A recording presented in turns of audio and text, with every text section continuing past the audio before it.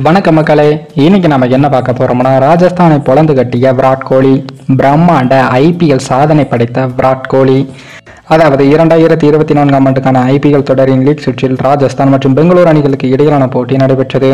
இந்த போட்டியில் விராட் கோலி மாபெரும் மைல்கல் சாதனை ஒன்றை படைத்து உள்ளார். அதாவது ஐபிஎல் தொடரில் 7500 ரன்கள் என்ற மைல்கல்லை கடந்து இருக்கிறார் விராட் கோலி.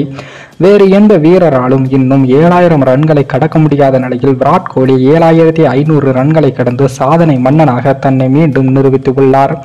ராஜஸ்தான் அணிக்கு எதிரான போட்டியில் பெங்களூரு அணியானது முதலில் பேட்டிங் செய்தது. துவக்க வீரர்களாக டு பிளசிஸ் மற்றும் விராட் கோலி ஆகியோர் களமிறங்கினார்கள்.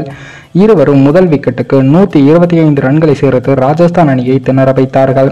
டு பிளசிஸ் 33 பந்துகளில் 44 ரன்களையும் எடுத்து ஆட்டமிழந்தார். மறுபுறம் அபாரமாக விளையாடிய விராட் கோலி அவர்கள் 2024 ஆண்டுக்கான ஐபிஎல் தொடரில் 3வது ஐபிஎல் அரை சதத்தை கடந்தார். அத்துடன் ஐபிஎல் தொடரில் 7500 ரன்கள் என்ற பெரிய மைல்களையும் கடந்த அவர் பின்னர் 67 பந்துகளில் சதம் அடித்தார் விராட் கோலி. இதுவே ஐபிஎல் தொடரில் மிக அதிக பந்துகளில் அடிக்கப்பட்ட சதமாகும். மற்ற பெங்களூரு வீரர்கள் நிலைத்து நின்று ஆடாத நிலையில்